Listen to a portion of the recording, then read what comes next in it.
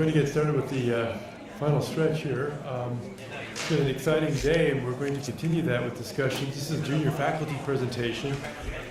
This is Dr. Adam Burgoyne, and he's joining the actually service with the gastrointestinal tumors and doing a lot of work there. And the topic he's talking about is dual, actually triple PI3 kinase, BET, CDK4 and 6 inhibition to treat hepatocellular carcinoma. So, thank you.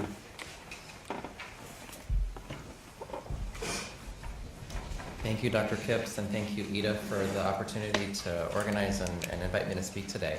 So I'm going to be talking about a story that was introduced this morning by my mentor, Don Durden, and that's the use of a rationally designed chemotype, which is a triple inhibitor targeting PI3 kinase, bromodomain-containing protein, CDK4 and 6 as a novel inhibitory therapeutic strategy for liver cancer. So, as Dr. Kipps mentioned, I'm a medical oncologist in the gastrointestinal and hepatobiliary disease team, and I take care of a lot of patients with HCC here at UCSD. So I thought I'd highlight just with a little bit of the epidemiology and current treatment limitations of this disease. We've had a really exciting day hearing all of the advances that we've made in a number of different tumor types over the past several years. Lots of advances which have led to decreasing mortality rates for most of the tumor types that we take care of in common cancers. Unfortunately, liver cancer is the exception to that progress that we've been making. And if we look at 10-year mortality rates over time, liver cancer is actually the fastest increasing death rate of cancers, common cancers in the United States. That's driven by a number of different factors, one of which is driven by the variety of risk factors which lead to the development of liver cancer. Most patients with liver cancer have underlying cirrhosis, which was driven by either prior hepatitis infection in Asia and other parts of the world. That's largely driven by hepatitis B. Over in the United States, hepatitis C is the more common driver of hepatitis infection leading to cirrhosis and HCC. This is further confounded by alcoholic cirrhosis, either independently or in combination with other risk factors. And then the obesity epidemic, metabolic syndrome, and non-alcoholic fatty liver disease is an increasing problem, leading to an increase in the incidence of HCC, which paired with a real lack of effective therapies has really contributed to that rising mortality rate. Most of the therapies that we've been using historically for the treatment of liver cancer have been dependent upon the phenomenon that it's a highly vascularized tumor type, like many other tumors. We know that VEGF correlates with increased vascular density, increased invasion and metastasis, and that correlates with a poor prognosis. Given those factors, many of the therapies that we've been using for the clinical care for treatment of patients with liver cancer, both locally with local regional arterially directed embolization strategies to try to embolize and abrogate the blood supply to the tumor, as well as systemic therapies with tyrosine kinase inhibitors, hitting the pathways shown here on the right-hand side of the screen that are either dominated by VEGF-R on the vascular endothelial cell, as well as MET, RET, and RAS-RAF signaling. So historically, our systemic therapies for the treatment of liver cancer have been limited to sorafenib. It was the only FDA-approved therapy for the first-line treatment of advanced and metastatic patients with HCC. It was approved in 2007. You can see here that the overall response rate that led to this approval was 2 to 3% and a very modest improvement in survival of a few months. The toxicity of these multi-kinase inhibitors are well established. They can be kind of tough: rash, diarrhea, hypertension, fatigue, and nausea. There is an expanding armamentarium of tyrosine kinase inhibitors that are in the development and near approval for both first and second line treatment of HCC. Lenvatinib was recently reported to be non-inferior to sorafenib in the first line setting, had a slightly increased response rate, similar toxicity profile. For systemic therapies in the second line, regorafenib was approved last year. Cabozantinib was reported earlier this year at ASCO GI to also have a sort of similar survival signal in the second line setting. And you can see here that as our targets are slightly adjusted between these 4 tyrosine kinase inhibitors, there's still these sort of broad spectrum multi-kinase inhibitors that are hitting VEGF, PDGF, as well as other tyrosine kinase such as RET and KIT. I would be remiss not to mention that immuno-oncology is, a major driver of the change that we're seeing in our clinical practice, and HCC is no exception to that rule. Nivolumab was approved for the treatment of second-line patients with liver cancer just last year, based upon a fairly impressive response signal of 20% with a clinical benefit of about 64% of patients. That being said, most of the medication, most of the small molecules that I discussed previously are in this family of tyrosine kinase inhibitors. And what's really been the main problem driving the advance of the field is that although we do see these modest signals, these drugs tend to be poorly selective. This is a kinome profile of sorafenib, and you can see here that these drugs that are pulled out of screens tend to hit many different kinases throughout the kinome, and that has led to really a modest efficacy and unfavorable toxicity profile. And our real challenge in the development of novel therapeutics for HCC is there's an unmet need for new therapies that work and that aren't toxic. So as we start to think about what other candidate targets would be appropriate to consider if we're going to move perhaps away from making the fifth multi-kinase inhibitor for HCC, there's been a number of multi-omic analyses, most recently reported from the TCGA last year in Cell, comparing 3 different groups that they were able to substratify out of all of the liver cancer specimens that they had. And these were driven by a number of different pathways. Not surprising, the receptor tyrosine kinases and downstream PIK3CA mutations, although at low frequency, are found to be an important driver of tumorigenesis in HCC. PTEN loss as the negative regulator of that pathway is also somewhat frequently seen in HCC in the kind of 2 to 16% range, depending on these subgroups of HCC. But what I wanted to highlight your attention to is that many of these pathways are converging upon proliferative signals. MYC is a common amplified gene within HCC, leading to cell proliferation. CDKN2A loss is seen, and cyclin D1 amplification is also found in HCC. So if we think about how we can move the field forward in the development of new targeted therapeutics for HCC, we have the hypothesis that perhaps hitting multiple targets is still the way to go, but selectively choosing those targets to hit multiple dysregulated targets within HCC to have maximal blockade of convergent pathways. And in this case, we're looking at that convergence within the regulation of proliferation of the cell cycle. And the hypothesis here is that by choosing these targets more wisely and using this with a rationally designed approach for our agents, we'll have an improvement in efficacy, decreased toxicity over a standard of care therapy with sorafenib and other tyrosine kinase inhibitors. So I hope you were all able to attend my mentor's talk this morning, Don Durden, who really laid the ground for the platform that he's developed with SignalRx using in silico rational drug discovery based upon this TP scaffold, which is inhibitory scaffold which hits both PI3 kinase as well as the epigenetic regulator BRD4, or BETs. And this is driven by a first-generation PI3 kinase BET inhibitor, SF1126, which we recently published has efficacy in preclinical models for HCC. The results of that work has led to a phase 1b clinical trial here at UC San Diego Morris Cancer Center for patients with HCC. And then for the translational research that I wanted to talk about today has led to these rationally designed dual and triple inhibitory chemotypes that are hitting PI3 kinase, BRD4, and in this case that we're going to be talking about today, CDK4 and 6. The key observation that we've had from prior studies in the Durden lab using these dual and triple inhibitors is that in vitro and in vivo models, they are more efficacious than the combination of the single inhibitors. That being said, if you had a PI3 kinase inhibitor combined with a bromodomain inhibitor versus our dual inhibitor, it works better and it's less toxic.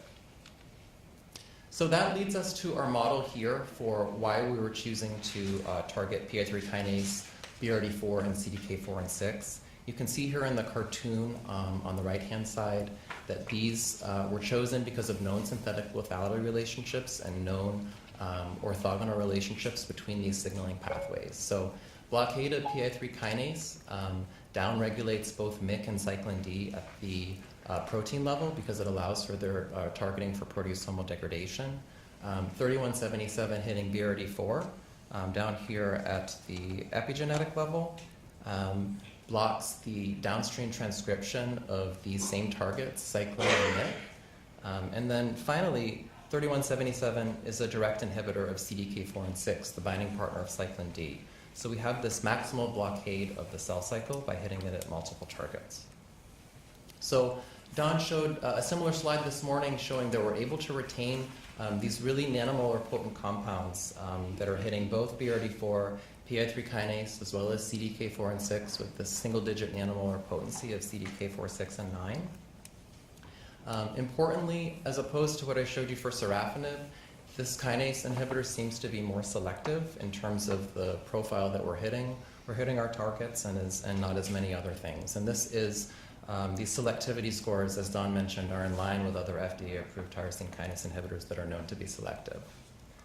Additionally, SRX3177 is selective to the BET subfamily of bromodomain-containing proteins. Those are highlighted here in red with BRD4 binding domains 1 and 2 highlighted in blue. So we're hitting our target selectively with this inhibitor. So one of the first studies we wanted to do was to see how efficacious is this in a broad panel of cell lines. So we sent this off to the NCI to test in their panel of NCI 60 cell lines across a number of different tumor types, from breast to leukemia. You can see here highlighted. What's nice about the chemistry driven by Don's group and SignalRx is that we have a number of chemotypes, both triple inhibitors, double inhibitors, and single inhibitors. And we were able to test the efficacy of all of these compounds in the NCI 60 panel. This is a very busy slide, but I'd just like to highlight your attention to the fact that the single inhibitor is in orange, and we're seeing really almost no activity in the reduction of growth of these cell lines.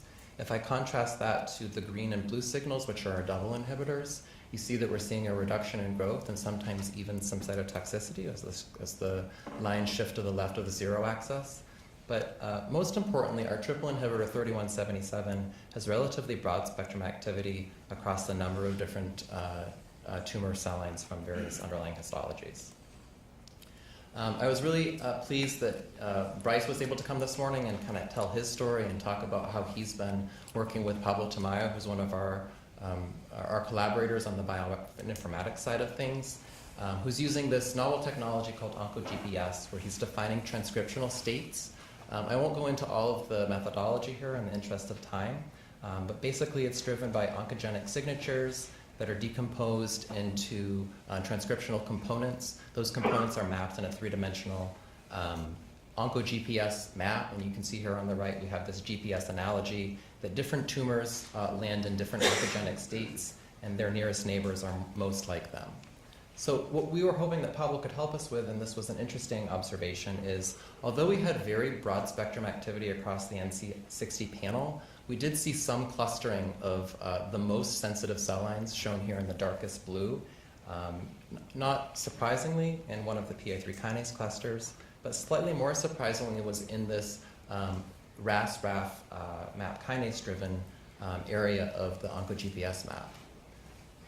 And in the interest of time, I won't belabor all of the different states that seem to be highlighted by these particular sensitivities to SRX3177. But you can see here, in line with that apparent increased sensitivity in this BRAF-dependent state, if we look at databases of sensitivities of these cell lines to other BRAF or MEK inhibitors, as well as synthetic lethalities to BRAF and MEK1, we could see that there seemed to be a convergence between the sensitivity of these cells to our drug 3177 as well as this pathway.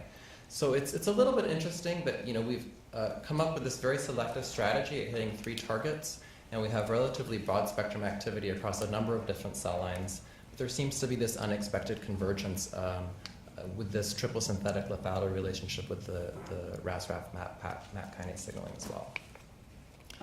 To validate that, in addition to the NCI 60 cell lines, that our tumors of interest were indeed sensitive to the SRX3177 compound, we did a number of just basic IC50 analyses in HCC, which is my tumor of interest, neuroblastoma, which is pediatric malignancy in Don's wheelhouse. Mantle cell lymphoma was a very rational target for us to go after as a cyclin-driven malignancy. And we had these relatively impressive cell-based IC50s in the 500 nanomolar range. Again, to show that this compound is more potent and less toxic than the combination of single agents targeting these targets. We did both in vitro and I'll show you in vivo assays to show that it was 5 times more potent, the 3177 drug, versus the combination of the 3 inhibitory agents in HCC. And then when these drugs are administered in vitro assays to epithelia, we have 20-fold less toxicity. To follow up on the downstream effects upon cellular processes, we did cell cycle and apoptosis analyses using 3177 treated HCC neuroblastoma and mantle cell lymphoma cells. We saw potent G1 and interestingly G2 cell cycle arrest induced by 3177 in propydium iodide flow cytometry experiments. We also saw induction of both early and late apoptosis by 3177 in flow cytometry for annexin 5 FITC and propydium iodide. Finally, we wanted to confirm that we were hitting our targets, our 3 targets being PI3 kinase, CDK4/6, and BRD4. Most simply, we did Western blot analysis of lysates from cells treated with IGF-1 and 3177, and we were able to see a dose-dependent decrease in phospho-Rb as a surrogate for CDK4 and 6, and a dose-dependent decrease in phospho-AKT as a surrogate for PI3 kinase signaling. And then finally, to confirm that we were hitting our BRD4 target, we used a cell-based chromatin release assay in which liver cancer cells in this circumstance were stably transduced with a fusion protein of BRD4 with a red fluorophore. And you can see here on the top left panel that under basal conditions, there is a diffuse nuclear signal of this fusion protein. However, upon stimulation with a BET inhibitor, such as JQ1 or our 3177 drug, we see release of that fusion protein from the chromatin and the formation of these punctae. Finally, to confirm that we had in vivo efficacy of this drug, we used xenograft models, flank tumors of HCC and mantle cell lymphoma lines. Mice were treated with 3177 or vehicle by oral gavage, and we saw a statistically significant decrease in the tumor volume after 1 week. This didn't seem to have any effect on the general health of the mouse or their body weight. And then again, to show that the rational designed triple inhibitor is less toxic than the combination of the 3 single agents, we did a parallel in vivo experiment where mice harboring xenografts were treated with either 3177 versus vehicle, or an inhibitor of PI3 kinase, an inhibitor of BETs, an inhibitor of CDK4/6. And we had 20 to 40% mortality in our mice treated with the triple inhibitor, whereas the 3177 triple inhibitor was apparently safe. So I hope I've been able to convince you today that SRX3177 is a novel inhibitor of PI3 kinase, CDK4 and 6, and BRD4 that harnesses these known synthetic lethality relationships for maximal blockade of downstream cancer cell signaling, and that our preclinical data has shown that we induce cell cycle arrest, apoptosis, and cell death in multiple tumor models, both in vitro and in vivo, and that this seems to be more potent and less toxic than the combination of singly targeted inhibitors combined. I'd like to acknowledge all of the contributors to this work. Of course, my mentor, Don Durden, all of the past and current members of his lab that have been involved in this project, my technician, Aran Muradi, who's been really driving things forward, Pablo Tamayo, one of our really stellar bioinformatics collaborators, SignalRx with their panel of chemists, and obviously for providing the drug supply for all of these experiments. Our clinical trials office, which is supporting the SF1126 study in HCC, and of course my funding. And Don outed me this morning that I now have some new funding from the DoD to support this project. That being said, I'd take any questions.